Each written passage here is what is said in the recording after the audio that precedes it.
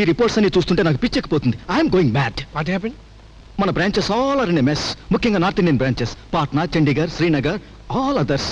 ఎక్కడికక్కడ అంతా ఇష్టం వచ్చినట్టు తినేస్తున్నారు. You must help me. ఏం చేద్దాం మరి? ఒక లాంగ్ టూర్ వేసుకుని ఆ బ్రాంచెస్ అన్ని ఇన్స్పెక్ట్ చేసి రావాలి. అలాగే, తిరుగుతాను. నెలలో కనీసం 25 రోజులు ఊళ్ళ మీద తిరగాలి. పర్వాలేదు, బిజినెస్ ఈజ్ ఇంపార్టెంట్. నీకు ఈ పని చెప్పాలంటే నాకే బాధగా ఉంది. ఏ? కొత్తగా పెళ్లి చేసుకుని ఇలా ఊళ్ళ వెంట తిరగటం అంటే. నో నో నో, ఏం పర్వాలేదు. Business is important. అయితే నువ్వు ఈ రోజే బయలుదేరు. ఓకే. ఎస్, ఇంటర్వ్యూకి అందరూ వచ్చి కూర్చున్నారు సార్. అవునవును, ఈరోజు ఇంటర్వ్యూస్ ఉన్నాయి కదా. Send 1 by 1. Yes sir. అయితే నేను బయలుదేరుతాను. Okay, good luck. థ్యాంక్స్.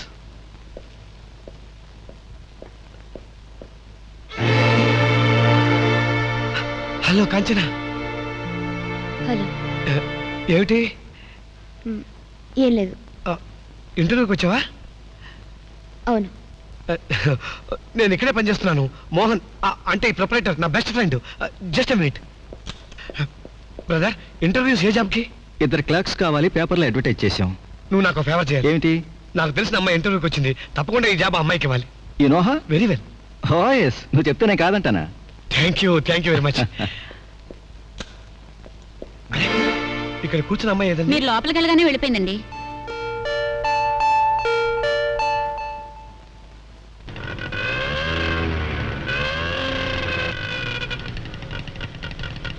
అమ్మాయి గారు ఉద్యోగం కోసం ఎందుకుతున్నారా?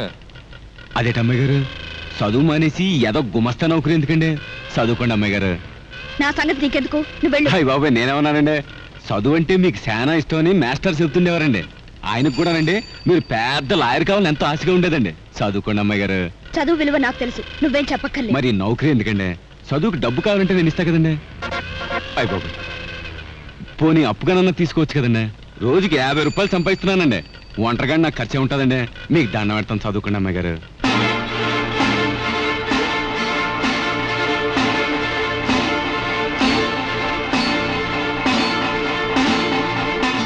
పోనీ.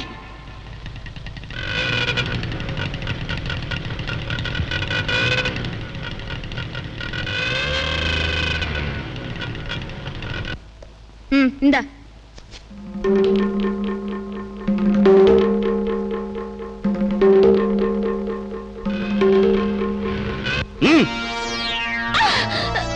కైలాస్ హోటల్ పోనీ. కైలాస్ హోటల్కేనండి? అవును. ఆయ్, అట్టగానండి. త్వరగా పోనీ.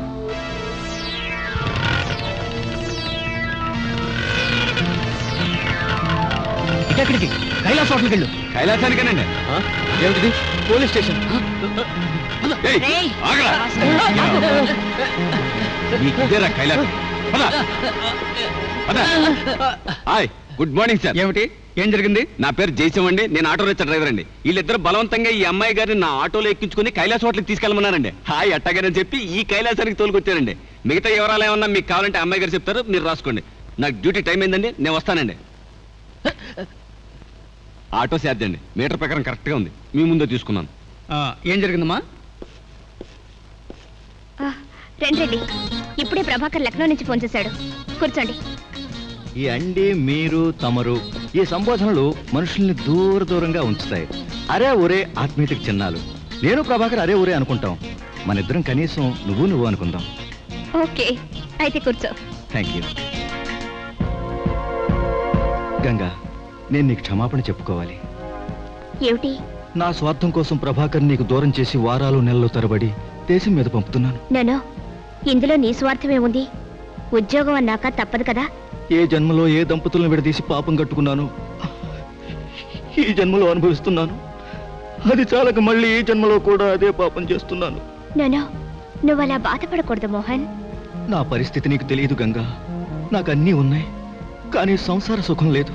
మనసు విప్పి చెప్పుకోవటానికి మనుషులు లేక సిగ్గు విడిచి చెప్పుకుంటున్నా. నా భార్య సంసారానికి పనికిరాదు.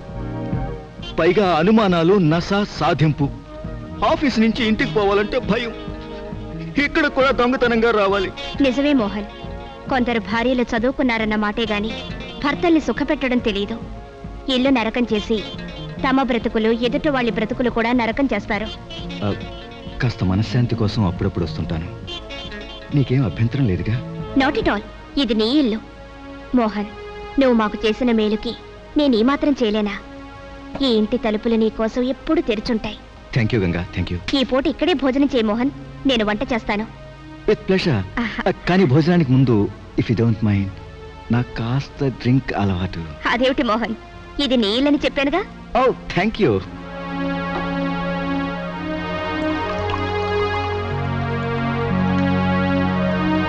ప్లీజ్. నాకు అలవాట్లేదు మోహన్. పర్వాలేదు, స్మాల్ డోస్, హెల్త్ కి చాలా మంచిది. No thanks. I'll give you company with this soft drink. It's okay. No problem. I respect your sentiments.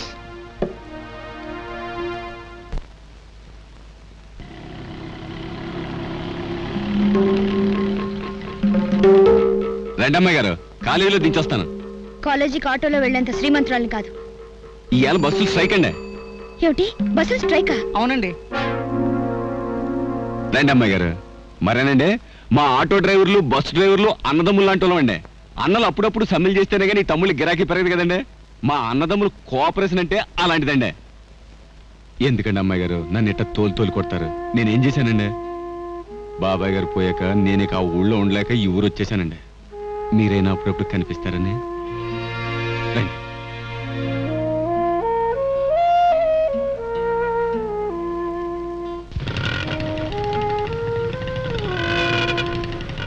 Gate బయట ఆపు.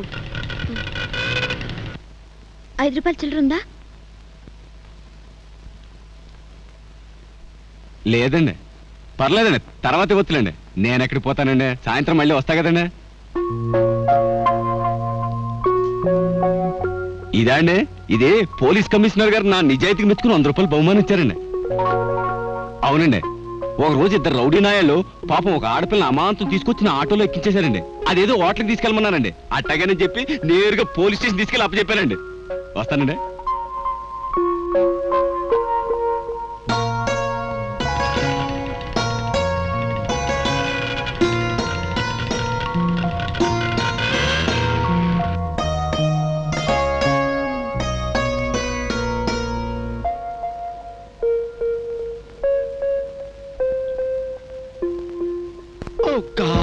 నరకం బాబోయ్, నరకం.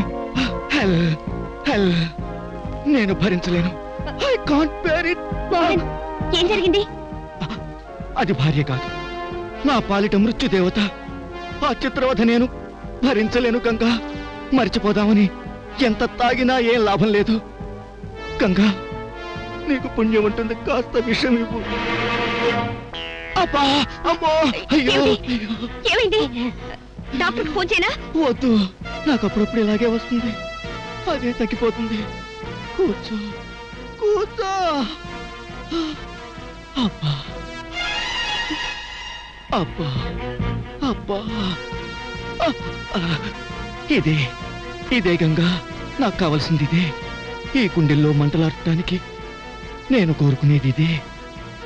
ఈ దయ, ఈ జాలి, ఈ ఆత్మీయత, ఈ అనురాగం. సారీ గంగా, నన్ను క్షమించు గంగా. నాకు తెలుసు నువ్వు పరస్త్రీవని, అందులోనూ నా ప్రాణ స్నేహితుడి భార్యవి. I'm un unfortunate fellow, I'm un unlucky fellow. నాకు తెలుసు, నీకు పెళ్లి కాకముందే నేను నిన్ను తెలుసుకుని ఉంటే నువ్వు నన్నే పెళ్ళాడేదానివి. సాధ్యమే లేకుంటే నువ్వు నన్ను పెళ్లి చేసుకునేవాడివి కదా. నిన్నేమీ అడగను, నాకేమీ వద్దు. నాకు కావలసింది నీ ఆదరణ, ఆప్యాయత. నీ చల్లని ఒడిలో తలపెట్టుకుని బాధలన్నీ మరిచిపోయి ప్రశాంతంగా నిద్రపోని